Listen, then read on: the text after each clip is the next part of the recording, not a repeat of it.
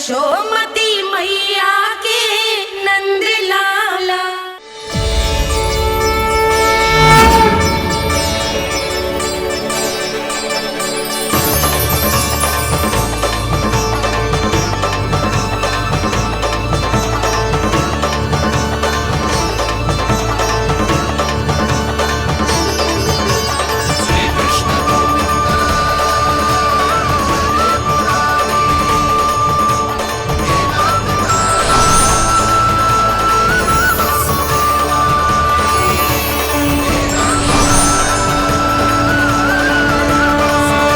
कुछ वरन आया हुआ मसूर।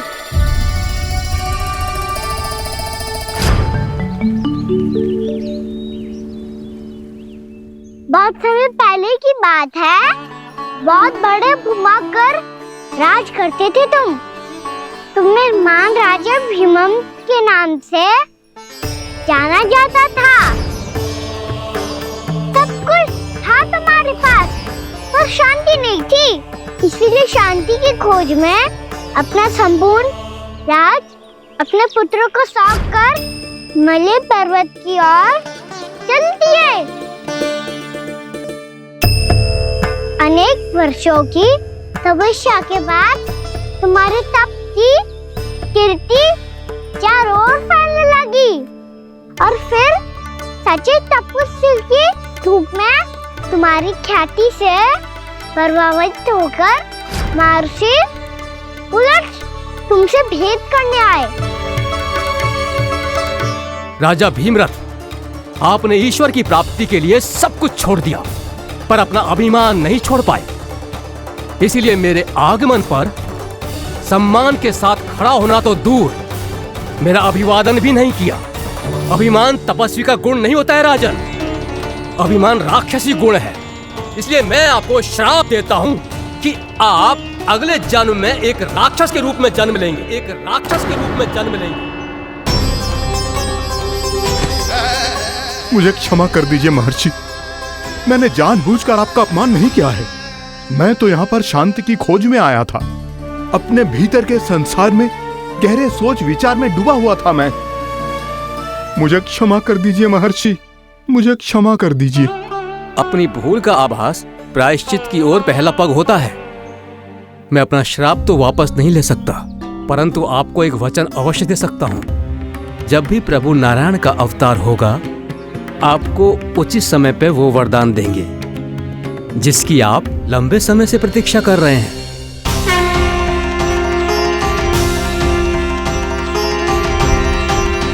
प्रभु, आपने मेरी आंखें खोल दी।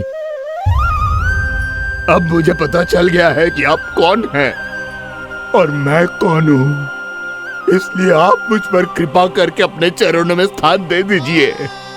मुझे वो शांति प्रदान कीजिए जिसकी खोज में मैं वर्षों से भटक रहा हूँ। शांति तो मोक्ष में ही है, इसीलिए मैं तुम्हें मोक्ष का वरदान देता हूँ।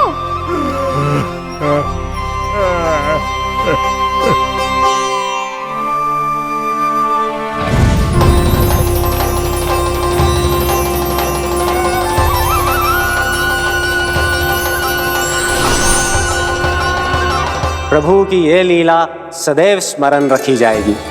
इस स्थान को इनका आशीर्वाद मिलेगा और इस कंदरा को व्योमासुर की कंदरा के रूप में पहचाना जाएगा।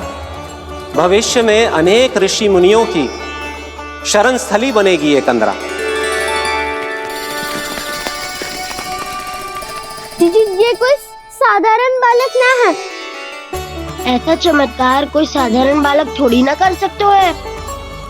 तुम सत्य कह रहे थे बलराम, गाना सच्ची में भगवान ही है।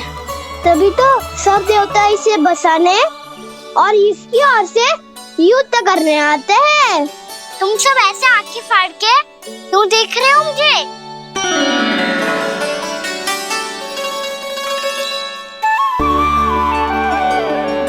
बलराम, तुम बलवान हो और कान्हा भगवान है। दूर दूर तक कोई दिखाई न दे रहा है, ना जाने किस हाल में होंगे बालक। कहीं हम ही तो मार्ग ना भटक गए शीघ्रता के चक्कर में। अब तो एक पग भी ना चलो जा रहे हो। जल, किसी के पास जल है क्या? कंठ तो मेरा भी सूख रहा है मौसी। भाभी, निकट ही जमुना जी है, कहूँ तो वहाँ से जल ले आओ। मैं भी जा रही हूँ भाभी, एक से भले दो। हाँ चल। शीघ्रता से आओ। हाँ।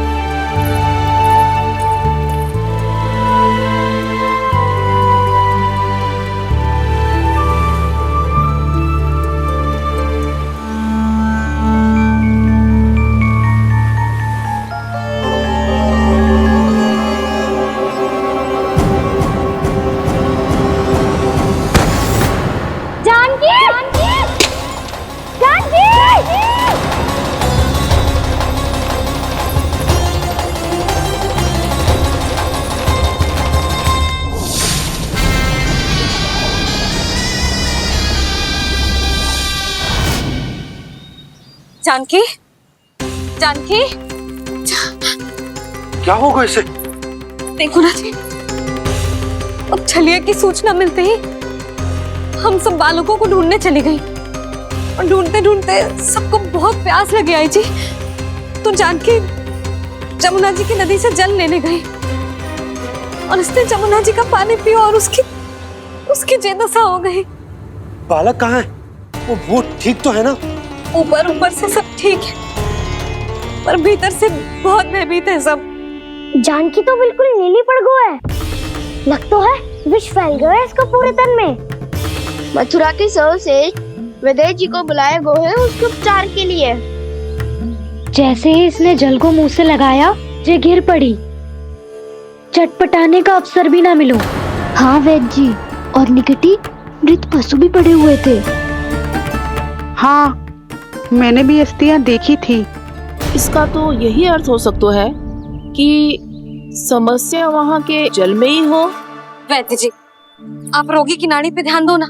जे गोपिया क्या कह रही है उसे सुनने की आवश्यकता ना है। जब तक विष के कारण का पता नहीं चल जाता, हम उपचार कैसे कर सकते हैं रानी जी? जी, वो निकट ही यमुना जी में एक विशेष क्षेत्र है, जे सब उसी के जल की बात कर रहे हैं। तब तो ऐसा भी हो सकता है कि किसी विषैले सर्प के काटने का प्रभाव हो। पर सर्प के काटने का चिन्ह ना है उसके तन पे। सर्प जब काटता है तब उसके दांत के चिन्ह बन जाते हैं। मुझे पता है, बड़े बड़े सर्प को काटते हुए देखो है मैंने। एक दिन अब बस कर उज्जवल, ये बड़ी बड़ी हाँकने का समय ना है। पर यदि सर्प ने ना काटा है, फिर जानकी की ये दशा किसने की? अवश्य किसी राक्षस ने की होगी। ना, कोई विषैला पशु भी तो हो सकता है। यह अवश्य किसी महाविषैले सर्प के विष से हुआ है। सर्प ने भले ना काटा हो, लेकिन यह अवश्य ही किसी महाविषैले सर्प के विष के कारण हुआ है। कालिया नाग। कालिया नाग?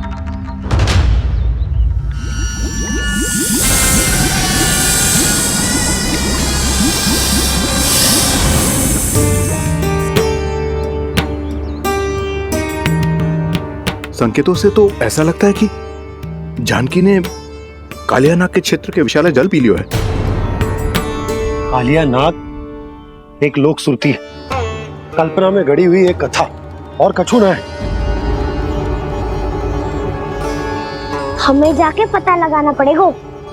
पर हमें वहां जाने से मना किया है ना बड़ों ने।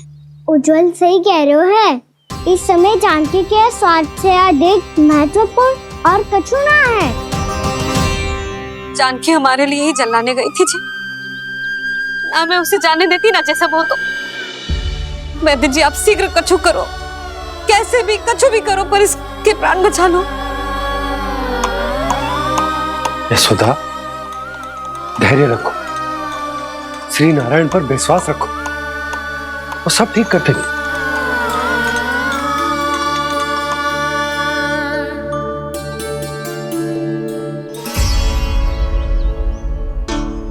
विष की काट की मेरे पास जितनी जड़ी बूटी थी मैंने सब अर्क बना के पिला दी, पर इसकी दशा में अभी तक कोई सुधार नहीं दिख रहा है। यह अंतिम जड़ी बूटी है, अगर इससे भी चमत्कार नहीं हुआ तो फिर जो नारायण की इच्छा।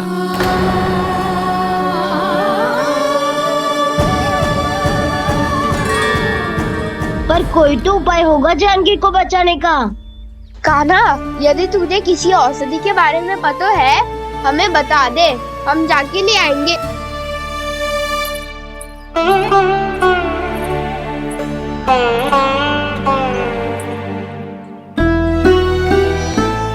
हे नारायण, हे प्रभु, मेरी जानकी के प्राण बचा ले प्रभु।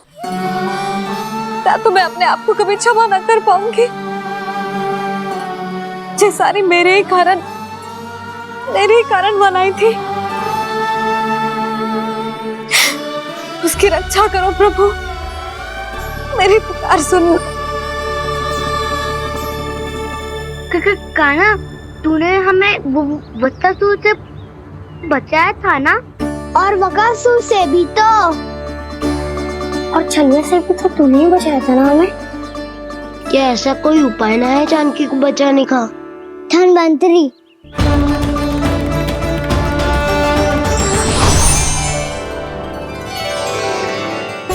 मैं आ गया हूं प्रभु, चिंता मत कीजिए, आपके आदेश का पालन अवश्य होगा।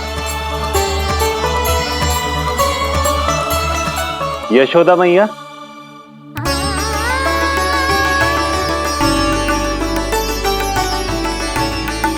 मैया आपको कोई पुकार रहा है।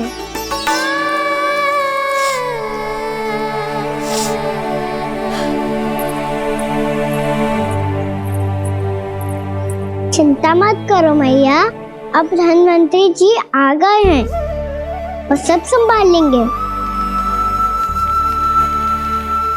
धनवंतरी जी कौन है? जिन्होंने संसार का आयुर्वेद दिया,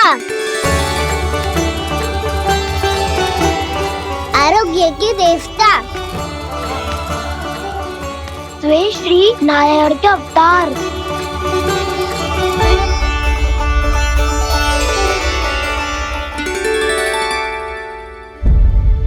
मुझे पता चला है कि आपको वेद की आवश्यकता है।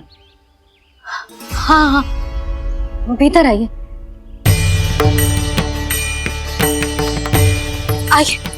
आइए बैठे जी। जय रे। मथुरा का सर्वश्रेष्ठ वैद्य अर्थात मैं यहां आ चुका हूं और रोगी को जितनी औषधि की आवश्यकता थी सब दे चुका हूं। निश्चित रूप से आपने विष की काट के लिए बहुत ही उत्तम अर्क तैयार किया है, इसलिए किसी और वैद्य की आवश्यकता नहीं है। किंतु आप अकेले कितना कुछ करेंगे वैद्यराज, मुझे अपना सहायक ही बना लीजिए। पर जो करना था मैं पहले ही कर चुका हूं। हाँ, वो तो आप कर चुके हैं, बस रोगी के तन से विष निकालना शेष है ना वैद्यराज? हाँ हाँ, बस वही शेष है। इनके रक्त को विष रहित करने में मैं आपकी सहायता करूंगा। पहले ये संजीवनी मानी जाने वाली इन लाल फूलों की बूटी को भी घिसना है ना?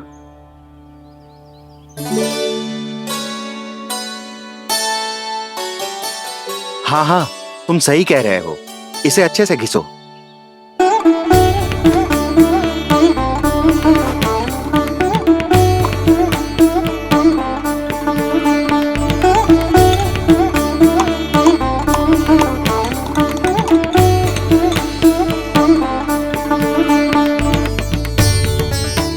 और ये नीले फूलों को भी तो मिलाना है ना?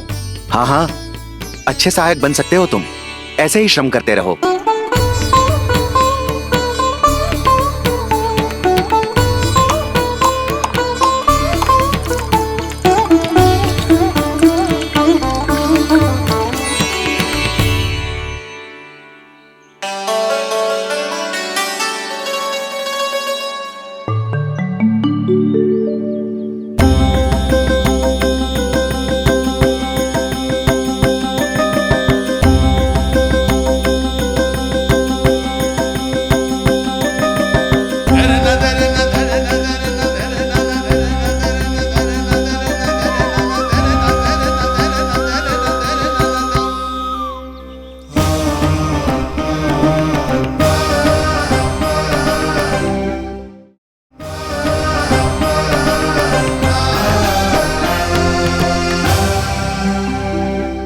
जानकी स्वस्थ तो हो जाएगी ना धन्वंतरी जी? धन्वंतरी? प्रभु, अब मैं क्या करूं? आपने तो स्वयं ही मेरी पहचान उजागर कर दी। जी क्या करो कान्हा? आप सब ऐसे क्यों देख रहे हो? मैया कहती है ना, सभी वैद धन्वंतरी जी का ही रूप होते हैं। वाह कृष्णा, चतुर तो हो तुम। वैसे वास्तविक धन्वंतरी मैं हूँ। मेरा अर्थ है वास्तविक वैद्य मैं हूँ। ये तो मेरा सहायक है। मुझे पूरा विश्वास है बिल्कुल ठीक हो जाएगी। वैसे ही थोड़े ना मुझे मथुरा का सर्वश्रेष्ठ वैद्य कहते हैं लोग।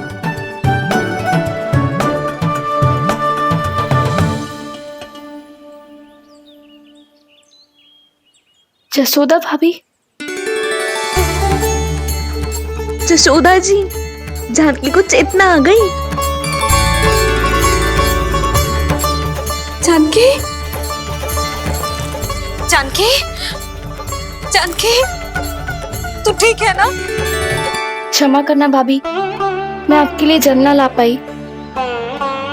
बस बहुत भूख लगी है। मैं अभी कछु लाती हूँ। जानकी माखन खाओगी?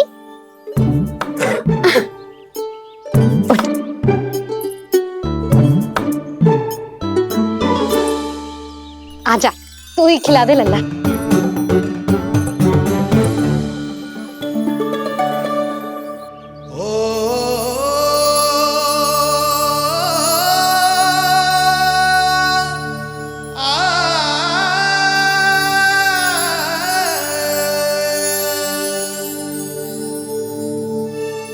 तुम सब मेरे लल्ला को माखन चोर कहती हो ना? आज देखो, अपना ही माखन जानकी को खिला रहे है।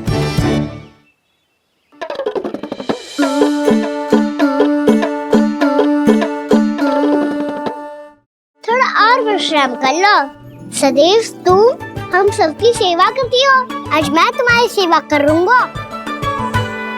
जानकी की जिद दशा तब हुई जब जय यशोदा काकी की सेवा कर रही थी, और अब देखो स्वयं भगवान ही इसकी सेवा कर रहे हैं। जानते हो इससे क्या सिद्ध होता है? जो भी यशोदा मैया की पूजा करेगा, अर्थात अपनी माता पिता की सेवा करेगा, उनके साथ सम्मान से व्यवहार करेगा, ईश्वर स्वयं उसका ध्यान रखेंगे। कभी धन्वंतरी के रूप में तो कभी स्वयं कान्हा के रूप में। भक्त और भगवान का देखो कैसा ये अनुराग, स्वयं करे सेवा प्रभु, अद्भुत गोपी का भाग्य। प्रभु इन सब पृथ्वीवासियों से कितना घुल मिल गए हैं। ना तो ये प्रभु को भगवान मानते हैं और ना ही प्रभु अपने आप को इनसे सर्वश्रेष्ठ समझते हैं। अपने आचरण से ये सिद्ध कर रहे हैं कि ये सभी में हैं और सभी इनका ही अंश है।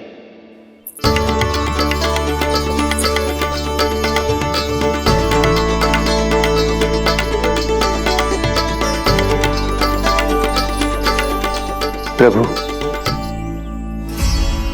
अब मुझे जाने की आज्ञा दीजिए।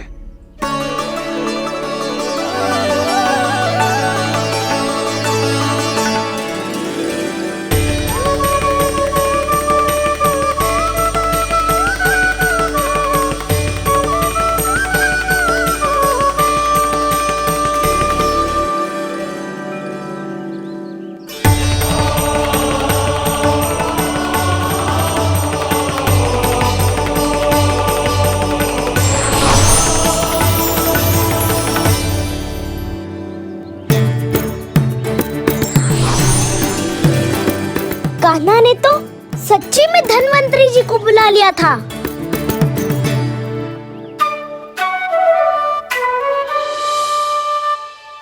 जब से कान्हा का जन्म हुआ है ना, मैं तब से देख रही हूँ, तब से हम पे कोई भी संकट आती है ना, तो तो अचानक से कोई अपरिचित हमारी सहायता करने आ जाता है और जाते समय कान्हा की आज्ञा लेके जाता है और कभी कभी तो इसे प्रभु बोल के जाता है। बाबा संभालो।